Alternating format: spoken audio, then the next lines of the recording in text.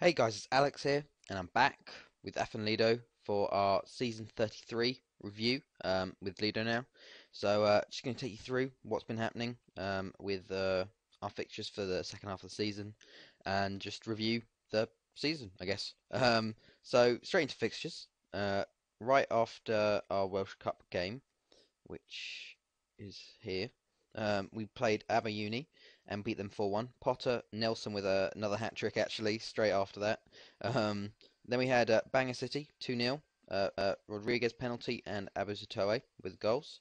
Zenit away was a 2-0 win. Nelson and Sam Davies with the crucial goals to give us two great away goals and put us in the great position for the first leg actually. Ryder was a 2-0 win. Dalziel and Darren Baker. A 4-0 win over TNS. Raya, Jordan, Gareth Blackburn, and Elias with two. Newtown was a 5-0 win in the Welsh Cup quarter-final. Capaferri with two. Bayram, Capozzielli, and Nelson. ABBA was a 4-0 win. Darren Baker and Nelson with another hat-trick. And then Zenit at home was a 4-0 win to give us the 6-0 in aggregate. Nelson, Capaferri with two, and Henderson with one there. We then actually drew with ABBA Uni 0-0. Really disappointing game actually. They even had a player sent off. We dominated the game. We just couldn't finish. Really, really unfortunate here. Um, but yeah, so then after that, we go on to play Celtic in a friendly due to just having a bit of time off. Bangor City, 3-0 win away. After that, Capaferri, Abazatoy, and Michael Ferguson. We then had Celtic in the Champions League quarter-final, and we won the first leg 1-0. It was a good draw for us, getting a non-English club in the quarter-final. Nelson with the goal right before half-time to give us a early lead and advantage in the tie. And then we played them away and we won 4-2. Our away tactic worked a lot better. They even took the lead, but then Bayram got one. Straight after Capaferri got one. They did get one back, but then Bayram and Nelson put it to bed to make it 5-2 in aggregate. So that was a semi-final. So normally you'd be getting a live com. So, and you know why I don't do live comms sometimes, so you probably know what happened in that. But before that was the World Cup semi-final, a 5-0 win. Martin, Haya, Malogio, Abzatoy, and Wade. 3-0 away to TNS, Nelson, Marky, and Martin. 2-0 against Ryder, Nelson and Alimi. Then, of course, was Man United. And we lost 2-1 in the first leg. They took the lead early on and got one right after half time. So you can tell how fuming I was. Sam Davies with a late consolation for us. But I just want to show you that. Look at that stat there. You could tell I would have been pissed in that live com. Three clear-cut chances. They didn't have one, and then they got two goals and we got one right at the end. So that was really unfortunate there. So annoying. Then after that we lost 4-1 away. Even more infuriating. They got a goal there, and then they were just, yeah, it didn't really work very well. They dominated the game, had so many chances. We did get a late goal from Potter, so we lost 6-2 on aggregate. Really, really frustrating. How we last year we only it was a 4-4 in aggregate. Um, yeah, it sucks. But semi-final was good. Another semi-final adventure there. We had the Premier League Cup final right after that. It's the thing we get into semi-finals. You have them, and then suddenly you've got all your cup finals. So right after we had the Premier League Cup final, and that was a 4-1 win over Real. Dalziel, Potter, and Henderson with two.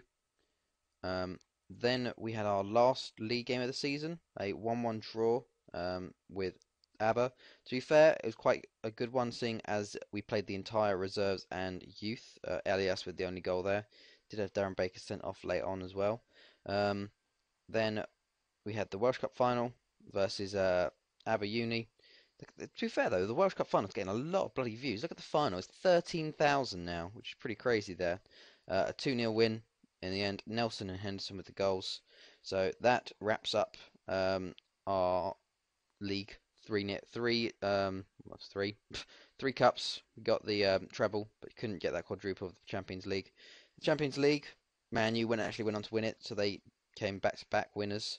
So was never really expected to beat them. But semi-final, so like the quarter-final, it's just ridiculous. I'll just show you what happened for Man U. They beat Real Madrid 6-0, beat them 7-0 on aggregate, which is pretty ridiculous. Then the quarter-final, Man City beat Barca 9-0 in aggregate. And Man U beat Lyon 9-0 in aggregate also. Semi-final, Man City beat Arsenal 4-1. And in the final, 3-1 to Man U to give them their... I don't know how many Champions Leagues they've won. Let's have a look. Their 8th Champions League. Pretty ridiculous. They've only won 3, so they've had 5 this... Look, it's only been in the 2040s they've won 5 Champions Leagues. So, yeah, pretty crazy there. But I'm pretty happy with our venture into the semi-final. Pretty nice to see us making a bit of progress there. If we look at the league, stages here. League table, we finished top with 90 points, 29 wins, 3 losses, 105 goals scored, 16 against. ABBA came in second. Not far behind was ABBA Uni with 56, and then Bangor City, TNS, Ryder, Quamaman actually unfortunately lost. Not lost, got relegated, which I didn't think was going to happen, but they sort of just didn't perform in the second sort of half of the season when they were sitting about 8th, and they get relegated down with Preston. But yeah, so let's see how that goes. Look at the stats for the league. There are the stats there. So we've got Michael Ferguson, average rating. For once, we have a player in the goal scorers. Nelson, 2 off, being the top goal scorer behind Jeffries and Wigg. And then assists, Potter and Nelson were also there. Nelson had a very good year this year, I have to say. Awards-wise, Manager of the Year went to Nathan Hodgson of ABBA. I don't know why, but somehow he got the manager points for it, which is just, I don't know. He got 511 this year, which is ridiculous. Seeing as I got to a semi-final of the Champions League, you'd think I'd get the Manager of the Year, but I don't know. Player of the Year went to Michael Ferguson. 18 play appearances, 6 goals, 9 assists, 9.42 average rating. Team of the season, we had 4 players in. We had Barry Fields. Elias was actually in it. 17 appearances, 6 goals. Ferguson and Capaferri were in it also. Top goal scorer, we actually had Nelson third.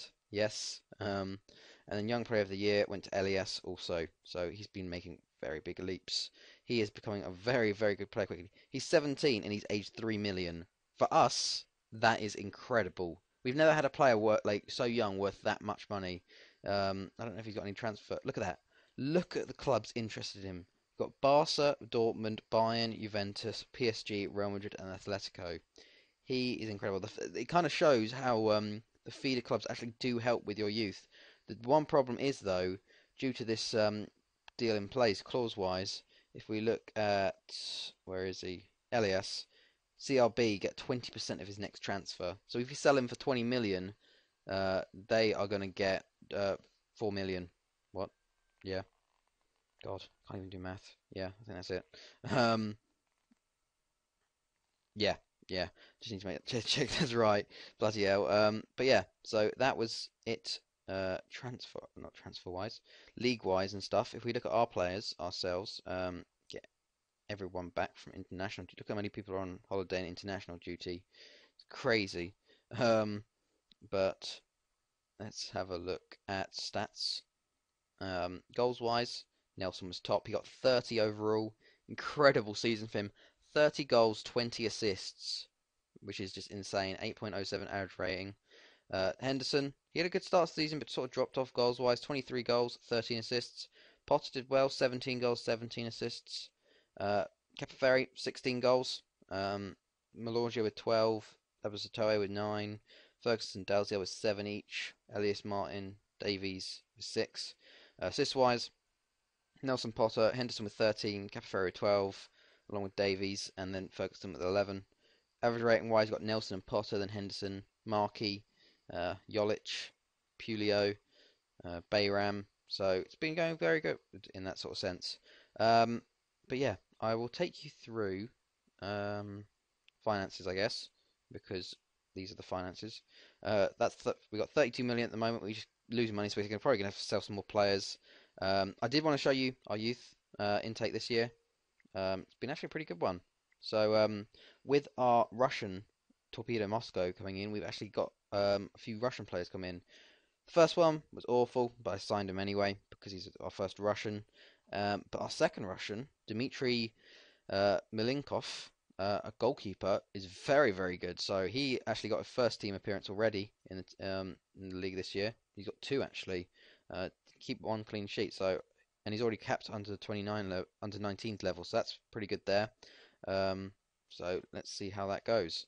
Um, but I was going to take you through some stuff with my staff and stuff. I'll show you just generally everything because I haven't really done that in a while with lead. I always go through it myself, but never really show you guys. So just go through. There's the board overview. We're making new training facilities.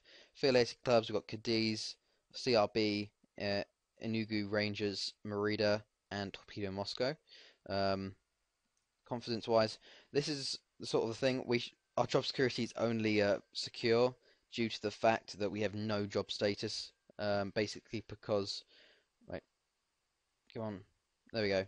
It would not much cost much money. We're on £600 a week or so, so it doesn't give us any security in that deal. Everything else normally is like club stature, squad harmony, everything would be up. We would probably have the best one, but apart from that, finances, staff. I'll show you the staff. This is the staff.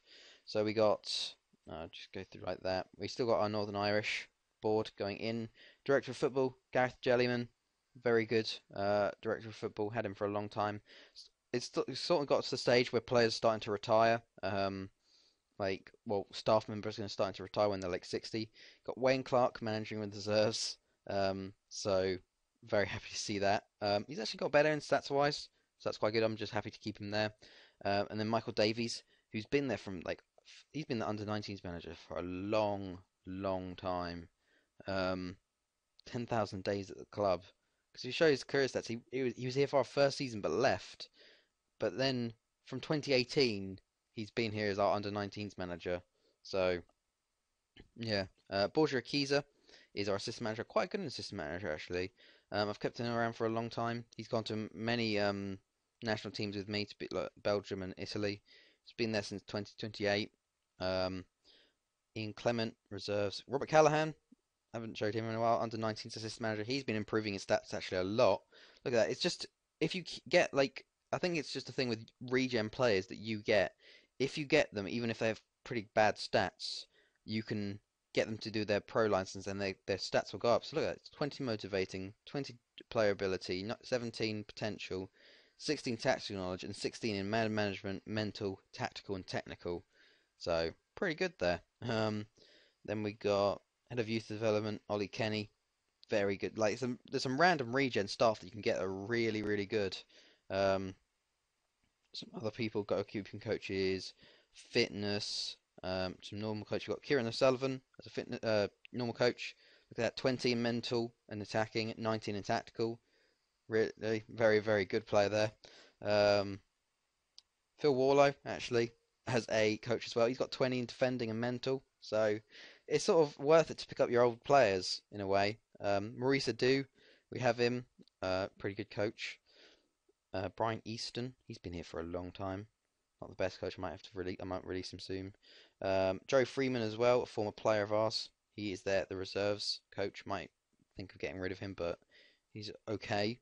Um, who else have we got? Lots of under 19s coaches. There's some really good under 19s coaches you can pick up if you just look. Like, look at this guy, Gavin Marchand. I just randomly put out it for working with youngsters and stuff. But he's got some really, really nice stats for an under 19s coach. Gareth O'Donnell, look as well. Lots of red there, which is the best you can see. But for some reason, I'm only allowed 7 under 19s coaches. I thought I'd want a bit more. But yeah, so we got Adam Parr as a physio, Jose Manuel Jurado as a chief scout, Jay Bacon, who is a scout as well. These are just the rest of them are all scouts. Simon Draper, obviously he's there. Got 15 and 13, pretty crap scout, but got to keep him. 47, our club legend. So yeah, Adamo Koulibaly is there. Some of you might know him. Modibo Maiga, I think people know him from West Ham. Yeah, went on to Barnet and then became our scout. Very good for Africa. Scott Morrison, he's quite a good scout. Anthony McNamee. I just like know these games like all over. We got like a Finnish one, Jonathan Johansson, Scott Irvine, Iago Falque, but yeah, and Michael Blackwood as well.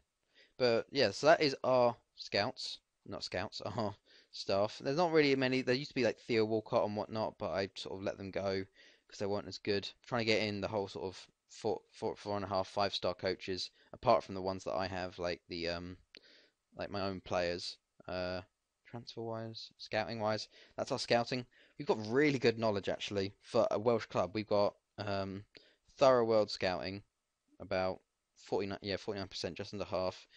Full UK, Central Europe's pretty good, along with East Africa, North America. It's pretty good actually. Like when you send your scouts to random places and keep them there, they will actually learn the knowledge. So like Anthony McNamee knows South Africa and Zimbabwe because he's been scouting South Africa, even though my scouts never bring anything up, which is a bit of a problem. So look, you can see lots of Africa people know about, and then look, Torbjorn Moscow's given us a lot on Eastern Europe, to be fair. Um, but yeah, it's just really look at this. This is the assignments. I'll show you. Basically, let's go to let's go up here. So Jonathan Johansson. Let's see. He's 70 now, so he's going to be getting deciding to retire soon. But let's have a look. Assignments. So he has been scouting Denmark for 10 years. So he's got Finland, Sweden, and Denmark pretty on lock. But he's never once reported a good player from them that's able to sign for us. That's what it's like for us. Like, our scouts are just there to get, like, world knowledge, I guess. Like, they're not really there for players. The only ones that really ever get any sort of players, we got a few from Central Europe, uh, all of England and Scotland and Wales. Um, and then that's it. UK and Ireland. No one else brings any back any reports that are actually any good. We get the occasional Ukrainian from East Russia or something, but that's about it. It's just ridiculous. So annoying. Here's the information. We got all of our club legends there. Like Alex Evans, Casey Thomas, Draper, Hillier, McCaw, Williams, Callahan, Thompson, Clark, Jarman, O'Sullivan, Benali, Fox, Nelson, Canetti. Don't know how Canetti's a legend. Potter, me, and then you got icons Guzman, Purcell, Lewis O'Connor, Nuno Mata, Berger, Sam Davies is actually a new icon. So yeah, very very good overall. Um, Average ticket price of £13. Wouldn't mind paying that to go watch us play bloody Man United in the Champions League semi-final. We've only got 164, which has been a lot since what we are, and we're 108 million, so pretty big there.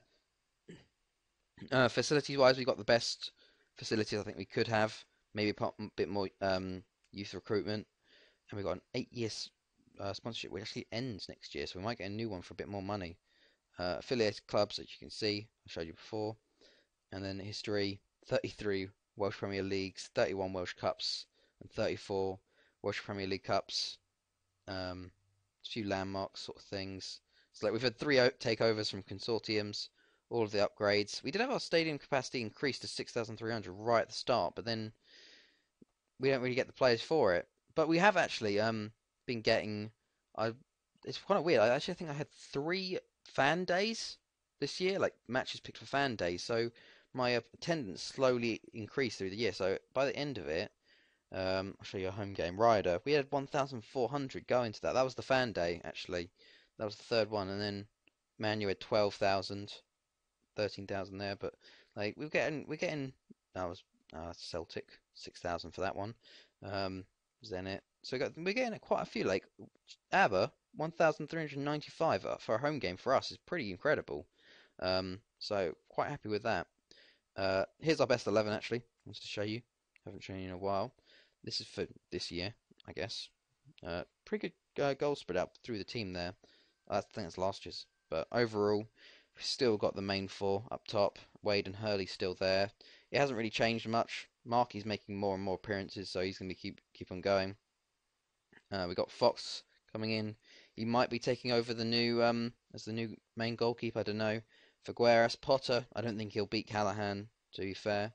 But he's doing pretty well. Benali as well in there. Thompson, Kelly, O'Sullivan. But yeah, so I think. Oh yeah, notes. Merchandise sales. We did make a comeback this year due to the fact of our tours. Like last year, 881k. only 1,500. This year it says 1.17 million with non-domestic of 567k compared to 119k, which is pretty amazing. Saw a boost in sales from Brazil, with Nelson apparently being a Northern Irish player being popular in Brazil, and also our tour of USA, and we sold 2,000 shirts, which is pretty good. So there's the top five are there: Nelson, Potter, Davies, Capozzielli, and John. So that was pretty good there. Um, Otherwise, I don't think there's much to go through. Apart from that, it's probably been quite a long update actually. But yeah, so I will be back next year, season 34, for our February review. But otherwise, I hope you guys enjoyed this. It's been Alex, and I'll see you guys later.